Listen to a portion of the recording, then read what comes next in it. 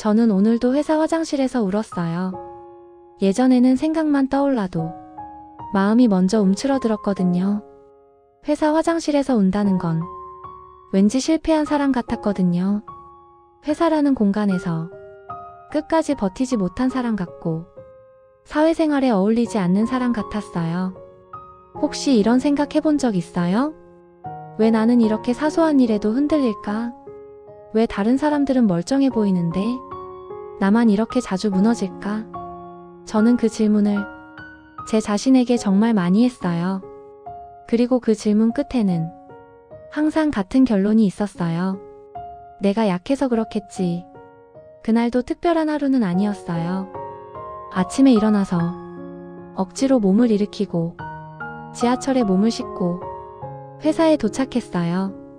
엘리베이터 안에서 괜히 거울을 한 번 더 봤어요. 오늘도 괜찮은 척할 수 있을까? 속으로 그런 생각을 하면서요. 자리에 앉아서 컴퓨터를 켜고 메일을 열었어요. 읽지 않은 메일 숫자가 생각보다 많았어요. 괜히 가슴이 답답해졌어요.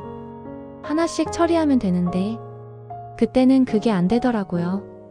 마치 메일 숫자 하나하나가 오늘 내가 견뎌야 할 무게처럼 느껴졌어요.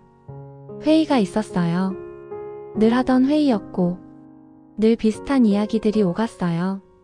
제 차례가 와서 조심스럽게 의견을 하나 냈어요. 나름대로 밤에 생각해온 아이디어였어요. 근데 팀장님은 제 말을 끝까지 듣지 않았어요. 그냥 이렇게 말했어요. 그건 아닌 것 같고 다음 안으로 가죠. 그 순간 얼굴이 화끈거렸어요. 제가 뭔가 큰 실수를 한 사람처럼 회의실 한가운데 서 있는 기분이었어요. 아무도 저를 보지 않는 것 같으면서도 모두가 저를 보고 있는 것 같았어요. 괜히 고개를 숙였어요. 아무 말도 못했어요. 회의가 끝나고 자리로 돌아왔어요. 모니터를 켜고 아무 일도 없다는 듯 다시 일을 시작했어요. 그게 회사에서 배운 가장 중요한 기술 같았어요. 아무 일도 없었던 척하는 기술요. 잠시 후에 팀장님이 제 자리로 왔어요. 이거 오늘 안에 가능하지? 그 말은 정말 아무 의미 없는 말처럼 툭 던져졌어요. 근데 그날은 그 말이 이상하게 무거웠어요. 네, 가능해요. 입에서는 늘 하던 대답이 나왔어요. 근데 그 말을 하는 순간 속에서 뭔가 툭 끊어지는 느낌이 들었어요. 아, 또 나구나. 왜 항상 이런 건 나일까? 그 생각이 머릿속을 꽉 채웠어요. 그 자리에서 더 앉아있기가 힘들었어요. 괜히 화면만 보고 있으면 눈물이 날 것 같았거든요. 그래서 아무 말 없이 자리에서 일어났어요. 화장실로 향했어요. 화장실 문을 열고 사람이 없는지 확인하고 칸 안으로 들어가서 문을 잠갔어요. 그때까지만 해도 울 생각은 없었어요. 그냥 잠깐 숨 좀 쉬고 싶었어요. 아무도 나를 부르지 않는 공간에서요. 근데 변기 뚜껑을 내리고 앉는 순간 눈물이 났어요. 예고도 없이 갑자기 쏟아졌어요. 소리가 날까봐 입을 막고 숨을 삼키면서 울었어요. 눈물이 볼을 타고 흘러내리는데 닦을 생각도 안 들었어요. 이상한 건요. 울면서도 머릿속은 멈추지 않았어요. 지금 이러면 안 되는데, 이럴 시간 없는데, 다른 사람들은 다 잘 버티는데 왜 나만 이러지? 그 생각들이 눈물 위에 겹쳐서 더 숨이 막혔어요. 혹시 화장실에서 울면서 시계를 본 적 있어요? 저는 그날 그랬어요. 지금 몇 분이나 지났지. 너무 오래 있으면 누가 이상하게 생각할까? 울면서도 계속 시간을 계산했어요. 그게 제일 서글펐어요. 그 순간 문득 이런 생각이 들었어요. 나는 언제부터 감정조차 허락받아야 하는 사람이 됐을까? 울어도 되는 시간과 울면 안 되는 시간을 스스로 정해놓고 그 안에서만 움직이고 있었어요. 눈물을 겨우 멈추고 얼굴을 정리했어요. 거울을 봤는데 눈이 너무 빨개서 한참을 찬물로 씻었어요. 괜찮아 보여야 했거든요. 아무 일 없는 사람처럼 다시 나가야 했거든요. 그때 화장실 문이 열렸어요. 누군가 들어왔어요. 괜히 숨을 멈췄어요. 들킬까봐요. 그 사람이 손을 씻다가 제 얼굴을 봤어요. 눈이 마주쳤어요. 여기서 첫 번째 반전이 있어요. 그 사람도 눈이 빨갰어요. 서로 아무 말도 안 했어요. 그냥 고개만 살짝 끄덕였어요. 그 짧은 순간에 이상하게 마음이 풀렸어요. 아, 나만 그런 게 아니구나. 이 화장실은 나 혼자 무너지는 공간이 아니라 많은 사람들이 잠깐 숨는 공간이구나. 그 생각이 들었어요. 자리로 돌아왔어요. 아무 일도 없다는 듯 다시 일을 했어요. 메일을 하나 보내고 자료를 하나 정리했어요. 아무도 제가 방금 울었다는 걸 몰랐어요. 세상은 그대로였어요. 그게 두 번째 반전이었어요. 내가 그렇게 무너졌는데 아무도 몰랐고 아무도 문제 삼지 않았어요. 그럼 그동안 나는 왜 이렇게까지 혼자 견뎌왔을까? 그날 퇴근길에 지하철 창밖을 보면서 한참을 생각했어요. 나는 언제부터 이렇게 혼자 버티는 게 당연해졌을까? 누구한테도 힘들다는 말을 하지 않으면서요. 집에 도착해서 가방을 내려놓고 소파에 앉았어요. 아무것도 하기 싫었어요. TV도 켜기 싫고 휴대폰도 보기 싫고 그냥 멍하니 앉아 있었어요. 그때 화장실에서 울던 장면이 자꾸 떠올랐어요. 예전 같았으면 그 기억을 밀어냈을 거예요. 부끄러우니까요. 근데 그날은 다르게 생각해봤어요. 혹시 그 눈물이 내가 너무 오래 참고 있다는 신호였던 건 아닐까?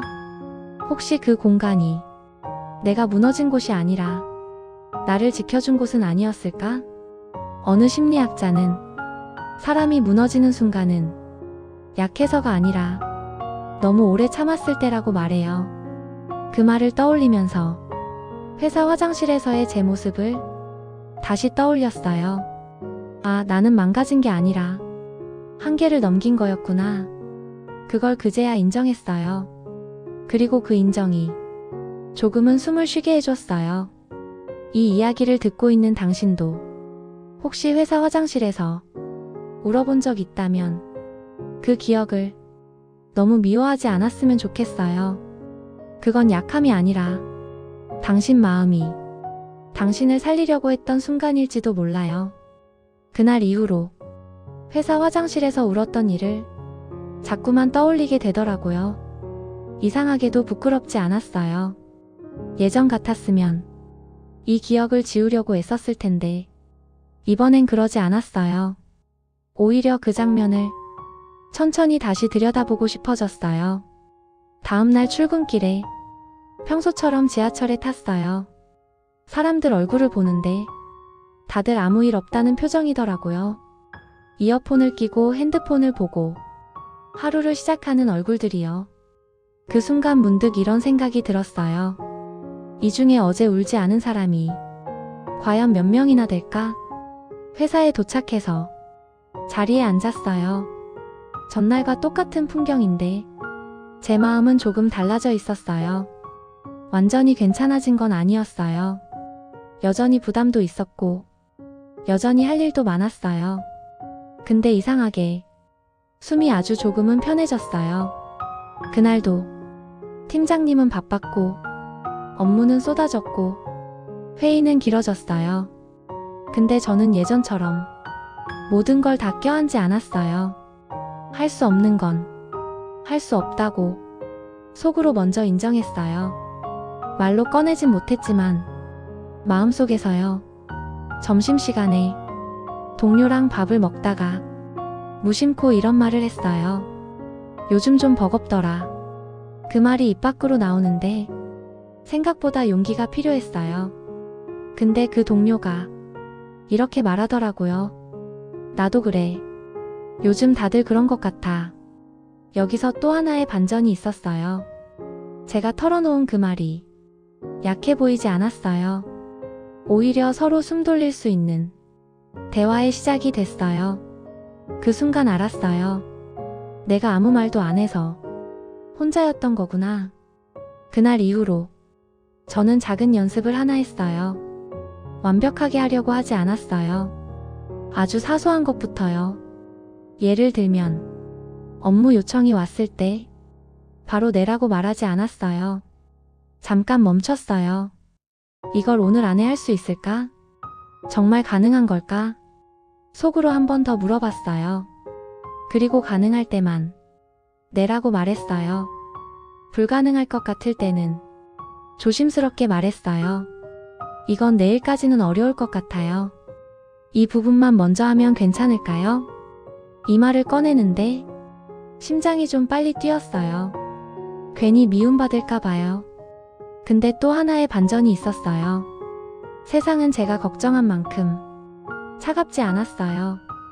가끔은 그냥 알겠어라는 답이 왔고, 가끔은 그럼 우선 이거부터 하자고 조정이 되더라고요. 그때 깨달았어요. 나는 그동안 모든 걸 혼자서 결정하고 있었구나.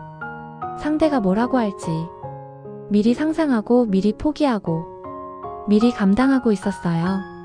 어느 날은 업무가 너무 많아서 또 마음이 벼랑 끝까지 갔어요. 예전 같았으면 또 화장실로 갔을 거예요. 근데 그날은 자리에서 일어나서 잠깐 밖을 걸었어요. 회사 건물 앞에서 숨을 깊게 쉬었어요. 뇌과학 쪽 연구에서는 감정이 폭주할 때 공간을 바꾸는 것만으로도 전전두엽이 다시 작동한다고 말해요. 생각을 담당하는 부분이요. 그날 저는 그걸 몸으로 느꼈어요. 잠깐 밖에 나왔을 뿐인데 머리가 조금 맑아졌어요. 그날 저녁 집에 와서 혼자 생각해봤어요. 왜 나는 회사에서 나만 일을 많이 하는 것처럼 느꼈을까? 곰곰이 떠올려보니 항상 제가 먼저 움직였어요. 누군가 시키기 전에요. 그게 성실함이라고 믿었어요. 근데 어느 날 팀 회식 자리에서 팀장님이 이런 말을 했어요. 요즘 네가 많이 힘들어 보이더라. 그 말에 순간 아무 말도 못했어요. 여기서 또 하나의 반전이 있었어요. 저는 제가 아무도 모르게 잘 숨기고 있다고 생각했거든요. 그날 집에 가는 길에 마음이 복잡했어요. 나는 나만 몰랐구나. 이미 다들 조금씩 알고 있었구나. 내가 괜찮지 않다는 걸요? 그 후로 저는 스스로에게 이 질문을 자주 했어요. 이 일을 정말 지금 내가 해야 할까? 아니면 누군가와 나눌 수 있을까? 혼자 끌어안지 않아도 될까? 처음에는 잘 안 됐어요. 오랫동안 해온 방식이라 바꾸는 게 쉽지 않았어요. 그래도 조금씩 놓는 연습을 했어요. 완벽하지 않아도 괜찮다고 스스로에게 말해줬어요. 어느 심리 상담가는 사람이 번아웃에 빠지는 이유는 일의 양보다 통제감의 상실이라고 말해요. 내가 선택하지 못하고 계속 끌려갈 때 마음이 먼저 무너진대요. 그 말을 듣고 제가 왜 힘들었는지 조금 이해가 됐어요. 저는 일을 줄이지는 못했어요.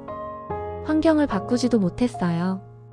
근데 제 마음에 아주 작은 통제권을 하나씩 돌려놨어요. 말할지 말지, 도와달라고 할지 말지, 쉬어도 되는지 아닌지 그 선택을요. 그리고 신기하게도 회사 화장실에 가는 횟수가 줄어들었어요. 완전히 안 가는 건 아니었어요. 근데 거기서 울지는 않게 됐어요. 그 공간이 도망치는 곳이 아니라 정리하는 곳이 됐어요. 지금 이 이야기를 듣고 있는 당신에게도 꼭 말해주고 싶은 게 있어요. 회사에서 나만 일 많이 하는 것 같을 때 그건 당신이 못나서가 아니에요. 대부분은 너무 책임감 있어서 그래요. 너무 먼저 움직여서 그래요. 그런데 그 성실함이 당신을 계속 화장실로 데려간다면 한 번은 멈춰도 괜찮아요. 그 눈물은 당신이 잘못 살고 있다는 증거가 아니라 지금 방식이 당신을 너무 아프게 하고 있다는 신호예요. 오늘도 혹시 회사 화장실에서 울고 나왔나요? 아무도 모르게 눈을 씻고 자리에 앉았나요? 그렇다면 당신은 이미 충분히 버티고 있어요. 더 잘하라는 말 오늘은 하지 않을게요. 다음 시간에는 멘탈이 강한 사람들은 어떻게 마음을 쓰는지, 뇌를 어떻게 사용하는지 조용히 이야기해 볼게요. 이 라디오가 당신 퇴근길에 조금이라도 숨 쉴 틈이 됐다면 가끔 다시 찾아와요. 구독이나 좋아요도 그냥 마음 가는 만큼만요. 오늘 하루도 정말 수고 많았어요.